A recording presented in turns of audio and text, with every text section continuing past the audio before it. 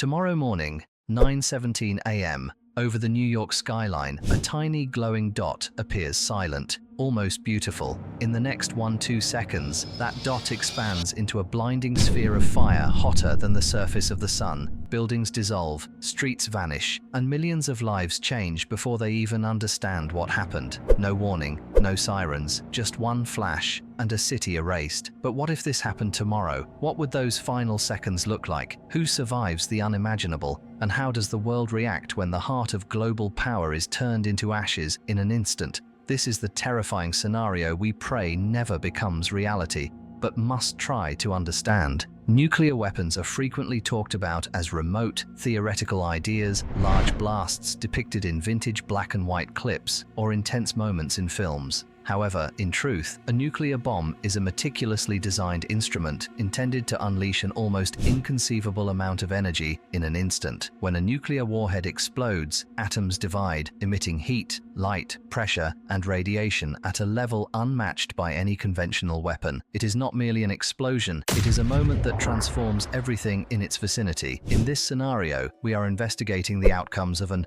800-kiloton nuclear weapon akin to contemporary strategic warheads detonating above New York City. This output is stronger than the explosives deployed during World War II and aligns with the magnitude of arms held by various nuclear-capable countries currently. Why New York? In theoretical risk evaluations, analysts frequently cite major global cities as benchmarks, not due to an anticipated attack, but because these cities exemplify high population density, economic power, cultural significance, and worldwide interconnection. New York represents a symbol, a financial hub, a diplomatic center, the United Nations headquarters, and one of the most iconic cityscapes worldwide. When a catastrophic event occurs here, its ripple effects are not confined to a single nation. They extend across the globe. Before we proceed, it's essential to clarify one point. This is not panic content. This is not meant to create fear or anxiety. This is a reflective investigation, a cognitive exercise based on scientific frameworks, historical information, and emergency response studies. Investigating situations like this enables us to grasp the risks of nuclear conflict and the necessity for humanity to strive tirelessly to prevent such a future. Let's cautiously venture into the hypothetical. How would tomorrow appear if everything shifted in a blink? Day before impact. The day before impact begins like any other in New York, ordinary, noisy, alive. The sun ascends gradually above the East River, casting a gentle golden hue on the glass skyscrapers of Manhattan. Ferries glide over the waves, transporting commuters enjoying their morning coffee. Joggers traverse Central Park, their steps harmonizing with the soft sound of leaves. Vendors arrange their carts, getting ready for another bustling day. Subways roar under the roads, taxis beep, and countless individuals sync with the beat of their everyday lives. No one notices anything unusual. Why would they? The city is built on chaos, sirens, traffic, chatter, so nothing feels out of place. Office workers check emails, students rush to class, tourists look up at skyscrapers in awe, snapping photos of places that have stood for decades. Life feels stable, familiar, safe. But somewhere far from the city, thousands of miles away, an entirely different story is unfolding. Early warning satellites detect a momentary flicker of heat, something too small to classify as a threat. Intelligence algorithms flag it, but only briefly, labeling it a glitch or atmospheric interference. Analysts assume it's nothing unusual. These systems generate false alerts all the time. A human operator clears the notification with a routine click. Hours pass. The signal reappears stronger this time, but still ambiguous. Agencies exchange data, but uncertainties slow the escalation. It's likely a test, one expert says. Probably misinterpreted telemetry, another adds. The chain of communication grows longer, and every minute becomes more valuable than anyone realizes. Meanwhile, New York continues breathing, unaware. Evening approaches. Crowds spill out of subway stations, heading home, laughing, scrolling through their phones. phones, making weekend plans. Lights flood Times Square, illuminating faces full of anticipation for tomorrow. Families sit down for dinner, couples walk along the High Line, children fall asleep without a care in the world. And above it all, in the quiet void of the upper atmosphere, a threat silently moves closer, unseen, unchallenged, unstoppable. There are no warnings, no hints, no reasons for anyone to suspect that their city, their routines, their lives are just hours away from a moment that will rewrite history. Nobody knows. Tomorrow, everything changes. The moment of detonation. 9:17. 5 seconds before the blast, New York is in motion, alive, unaware, unstoppable. Cars move along busy avenues. A delivery bike weaves between cabs. A woman hurries across a crosswalk balancing her coffee, and high above, office workers gather for a morning meeting. Everything feels ordinary, suspended in a rhythm the city has followed for decades. 9:16:59 a.m. 4 seconds. A tiny point of light appears in the sky, too bright, too fast, too silent to be anything familiar. For anyone who happens to glance upward, it looks like a star ripped out of place, glowing in daylight where no star should exist. 9:16:58 a.m. 3 seconds. The light intensifies, turning white hot, expanding at impossible speed. It doesn't make a sound. There is no roar, no warning, no thunder. Just a silent bloom of brightness, so pure and overwhelming that shadows stretch and distort before vanishing altogether. 9:16:57 m. 2 seconds. The fireball forms an expanding sphere nearly half a mile wide within the blink of an eye. It shines brighter than anything the human eye is meant to see, turning morning into a blinding artificial noon. Buildings nearest the core seem to dissolve into the brightness, outlines melting away like sand sculptures struck by a wave of pure light. 9:16:56 m. 1 second. Thermal radiation races outward at the speed of light, sweeping over the city. The heat is instant, fierce, and absolute. Steel softens, glass liquefies, street signs curl as if made of paper, landmarks vanish in outlines. Times Square's massive screens burst into blank white glare. The Statue of Liberty's silhouette disappears inside the blaze. The Brooklyn Bridge becomes a streak of glowing metal before losing its structure. An instant later, the shockwave comes, an unseen barrier of force expanding outward from the explosion. It trails the light like an inevitable sequel, racing through the city in flawless, widening circles. Water towers burst into vapor, windows break by the millions, vehicles tumble as though trapped in the hold of an invisible behemoth. Complete sections warp under the pressure, curving, rotating, and ultimately breaking apart. The fireball ascends, drawing smoke, dust, and pieces of the skyline upward into a gigantic column. The sky dims, shifting from radiant white to a swirling blend of orange, black, and grey. A mushroom cloud starts to form, rising and spreading, radiating an odd, unsettling light over what was once one of the most famous skylines on the planet. Then comes the sound.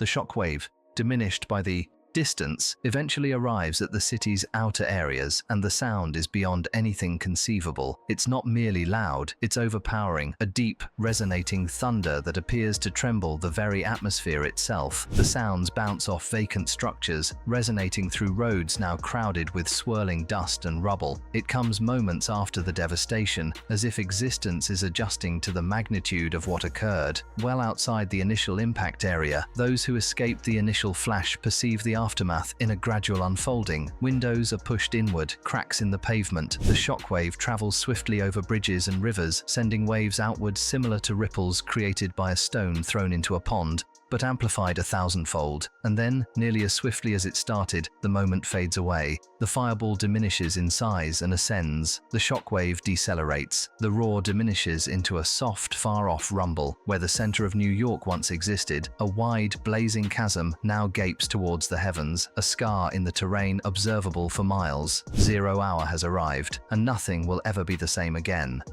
First 10 minutes after impact. The initial minute post-explosion seems surreal, as if the world has been silenced. Those who endure in the outer circles of the blast fail to comprehend what has occurred. They perceive merely a glaring afterimage seared into their sight, a bright circle floating each time they blink. The earth trembles below them, structures creaking as though hit by a colossal hand.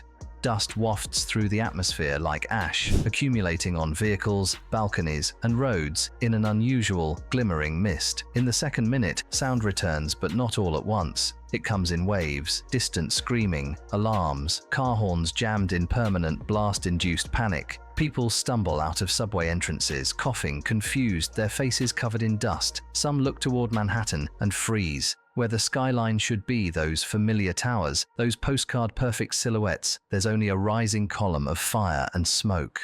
A mushroom cloud begins to take shape, pulling remnants of the city into the sky. Cell phones don't work, networks are fried, towers are gone. Survivors try anyway, dialing family, emergency services, anyone, but their screens show only no signal or freeze entirely. Even radios go silent as electromagnetic interference ripples outward, knocking out communication systems across the region. By the 3rd minute, panic spreads like a second shockwave. People run without direction, choking on the dust-filled air. Some flee toward bridges, but traffic has collapsed into chaos. Cars jammed at odd angles, alarms shrieking, drivers abandoning their vehicles and running on foot. Trains have halted, tunnels are dark, and stations fill with echoing footsteps and terrified voices. Above the city, the fallout cloud begins to form, dark, swirling, expanding. It rises high, then slowly starts drifting with the wind. Fine particles, radioactive and deadly, begin falling like light grey snow in the closest zones. Most people don't know what it is. They brush it off their clothes, unaware that every breath carries danger.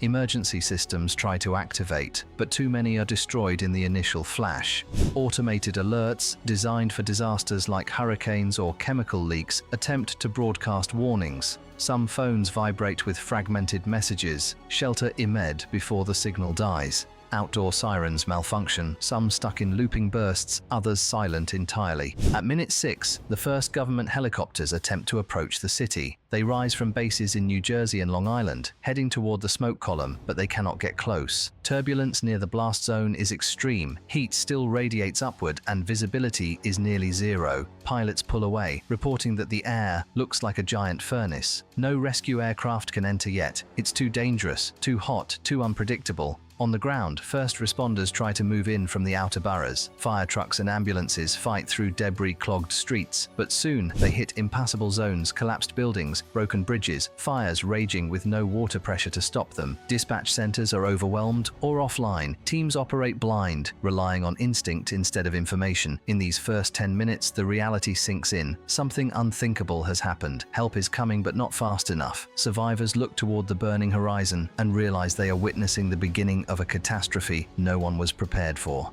Fallout and survivor zones. In the minutes following the detonation, New York transforms into a map of invisible danger zones, some survivable, others instantly lethal. The boundaries between these areas aren't neat circles. They shift with the wind, the terrain, and the collapsing infrastructure. Scientists call it the fallout pattern. Survivors simply experience it as chaos. Closest to the blast, the lethal zone extends for miles. Radiation levels are so high that even approaching the area for a few minutes would be fatal. The air is thick with dust that glows faintly under the sun, a deadly mixture of pulverized concrete, metal, and radioactive particles lifted by the mushroom cloud. No one inside this radius can move. Those who survived the initial blast are disoriented, injured, and trapped beneath debris. Rescue is impossible for now. Farther out, the survivable zone begins, although survivable is relative. Here, radiation levels vary dramatically depending on the wind direction, which blows the fallout cloud east and northeast. Neighborhoods downwind begin experiencing a light drizzle of fine ash, soft as powder but deadly on contact. People brush it off their hair, their clothes, their skin, not knowing that every particle carries dangerous doses of radiation. Others instinctively run indoors, but many buildings are damaged, their walls cracked, windows blown out, ventilation systems pulling contaminated air inside. Strangely, the subway system becomes the safest refuge. The subterranean tunnels offer natural protection against radiation. Scores of survivors navigate broken stairways, gathering in stations illuminated solely by emergency lights. The air is filled with dust, the atmosphere is stifling, yet here, radiation levels are significantly reduced. Individuals gather on benches, weep softly, exchange water bottles, and attempt to comprehend what has just occurred. A few try to navigate the tunnels leading to other boroughs, relying solely on faint lights and the belief that the upcoming station could provide solutions. Above ground, hospitals are quickly inundated. Emergency departments are crowded with individuals suffering from burns, collapsed lungs due to the shockwave, and injuries caused by falling debris. Staff work with limited power, backup generators humming under strain. Without communication, ambulances have no coordination, arriving sporadically or not at all. Doctors and nurses move rapidly between patients, making impossible decisions about who can be treated and who can't. Supplies run out within hours. At the same time, all significant bridges leading into Manhattan are either damaged, obstructed, or unsafe. The supports of the Brooklyn Bridge are harmed, its cables contorted. The Manhattan Bridge is broken. The tunnels beneath the river are inundated or obstructed with debris. Individuals attempting to escape discover they are confined to the island or compelled to take lengthy, perilous detours along treacherous roads. From above, the first government drones are launched not for rescue, but for assessment. Their footage reveals a surreal landscape. Entire neighborhoods have been reduced to geometric patterns of rubble. Fires spread in concentric circles. The mushroom cloud casts a dark shadow across the region, its base glowing with red and orange embers. High-resolution infrared cameras show heat pockets where buildings once stood, and cooler zones where survivors might be sheltering. The data is devastating, but crucial. It allows responders to understand where help can actually reach and where survival is still possible. At this moment, New York is divided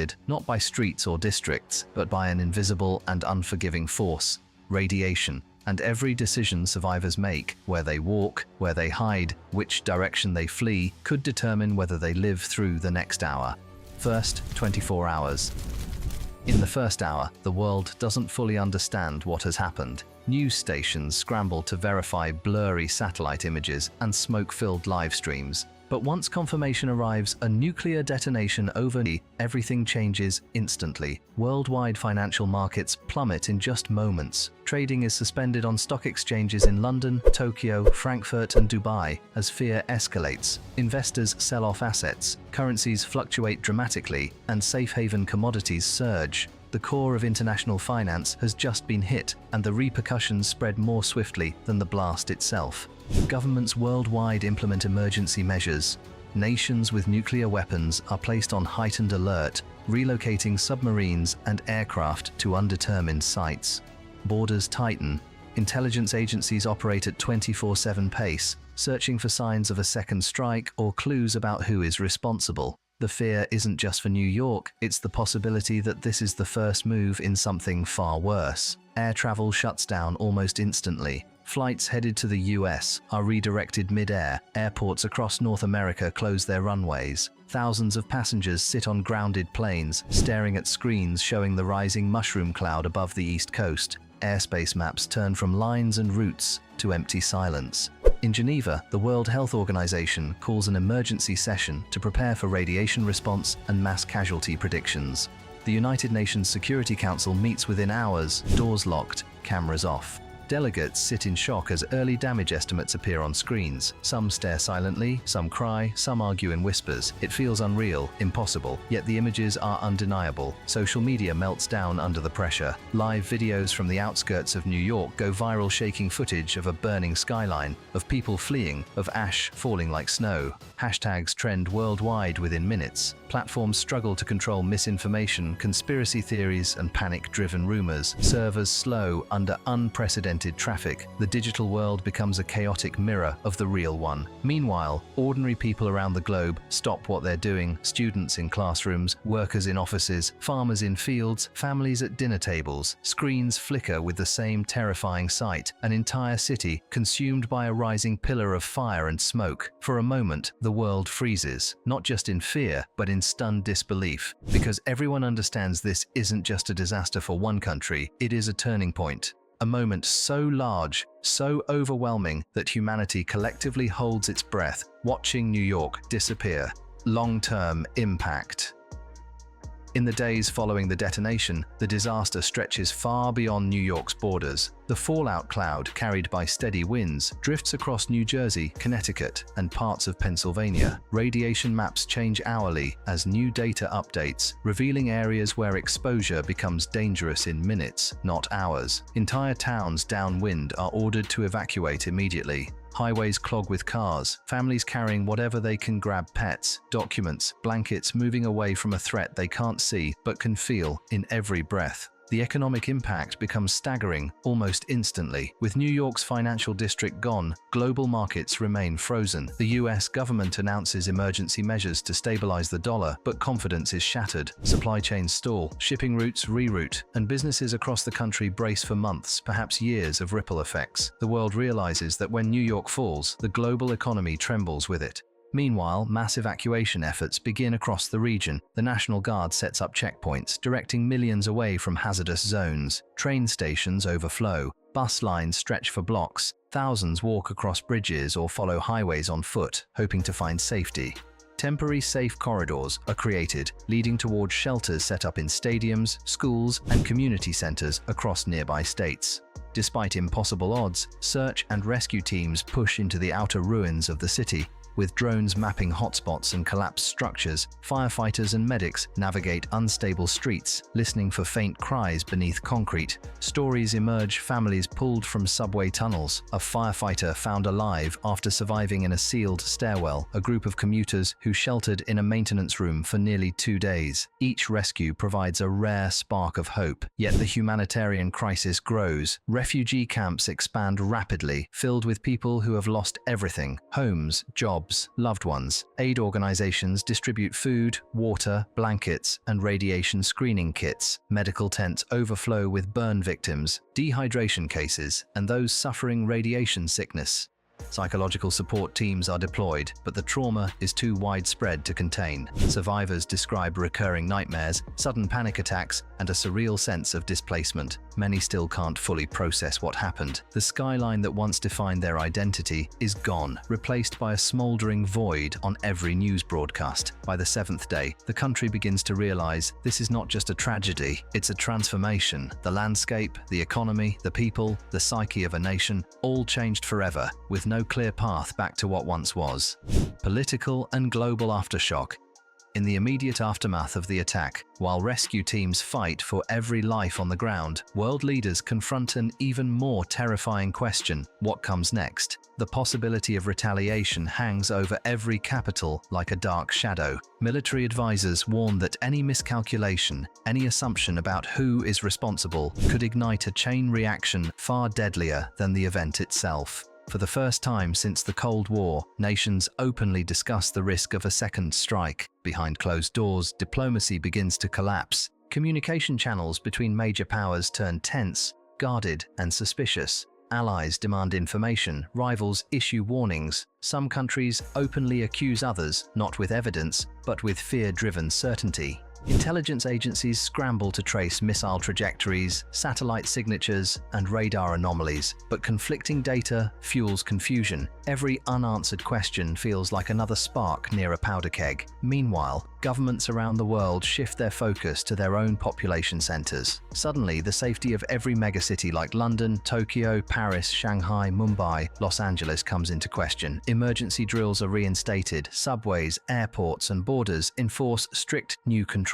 Citizens begin asking whether their own cities could be next, and leaders struggle to reassure them without making promises they can't keep. At the United Nations, an emergency summit is convened. Delegates gather under enormous pressure, carrying the fears of their nations with them. The future of nuclear treaties, already fragile before the attack, now hangs by a thread. Some countries call for total disarmament, arguing that the destruction of New York proves no nation is safe. Others insist on expanding their arsenals for deterrence, claiming vulnerability is too dangerous in a world where a single missile can erase a metropolis. Outside the assembly, protests rise worldwide. People demand answers, accountability, and above all, action. Anger builds not only toward whoever launched the attack, but toward the global leadership that allowed nuclear tensions to fester for decades. The world's citizens feel united in grief, but divided in ideology, some calling for peace, others for vengeance. International pressure intensifies as countries demand to know who is responsible. Intelligence reports, leaked documents, and conflicting statements circulate faster than they can be verified. The need for truth becomes urgent, because without it, every nation fears the same horrific possibility that this attack might not be an isolated event, but the beginning of a new, unstable era. In this climate of uncertainty, one thing becomes painfully clear: the political world has changed as permanently as the city that was lost. What New York becomes. Weeks turn into months, and New York City becomes more of a symbol than a place. Maps once dense with streets and neighborhoods now highlight uninhabitable zones, areas where radiation levels remain dangerously high for years. Entire districts, from Lower Manhattan to Midtown, are marked with warning symbols and restricted zones. Some boroughs are slightly safer, but evacuation remains mandatory for survival. The cultural loss is profound. Museums, theaters, libraries, and historic landmarks lie in ruins. Broadway, once the heartbeat of global performance, is silent. Streets that hosted centuries of parades, protests, and celebrations are now empty corridors of dust and rubble. The city's cultural memory survives only in photographs, digital archives, and the stories carried by survivors. Economically, the void is staggering. With Wall Street destroyed, multinational corporations displaced, and infrastructure shattered, a global economic vacuum forms. Trade slows, markets shift, and businesses worldwide scramble to adapt to the absence of the city that once powered international finance. The financial and administrative influence of New York is gone almost overnight. Over decades, what remains begins to attract a new kind of attention: urban archaeology. Scientists, historians, and explorers sift through the remnants of a city frozen in time by disaster. Streets, bridges, and partially standing buildings become artifacts, studied to understand daily life, architecture, and the suddenness of catastrophe. Layers of debris preserve a moment in history for future generations, a haunting reminder of human vulnerability and resilience. In this new reality, New York is no longer just a city, it is a landscape of memory, warning, and potential rediscovery. Its absence reshapes the world's cultural, economic, and historical landscape, leaving an indelible imprint on humanity for generations to come. As we step back from this grim scenario, one thing becomes crystal clear: humanity must never let this happen. The destruction of New York is not just the loss of a city, it is the loss of lives, culture, and the fragile thread of global stability. Yet, beyond the devastation lies a lesson, one about vigilance, cooperation, and the immense responsibility that comes with power. Peace is not abstract, it is active. It is treaties upheld, diplomacy maintained, and a commitment by every generation to prevent the unimaginable. It is the recognition that no city, no nation, no individual is immune to the consequences of human choices. Even in the shadow of this hypothetical catastrophe, hope remains in our ability to learn, to act, and to safeguard the future. Imagine a world where such a tragedy never occurs, where humanity chooses collaboration over conflict, understanding over fear, and life over annihilation. Let this vision guide us, because in the end, the most powerful force is not fire, not bombs, not walls. It is our capacity to choose peace.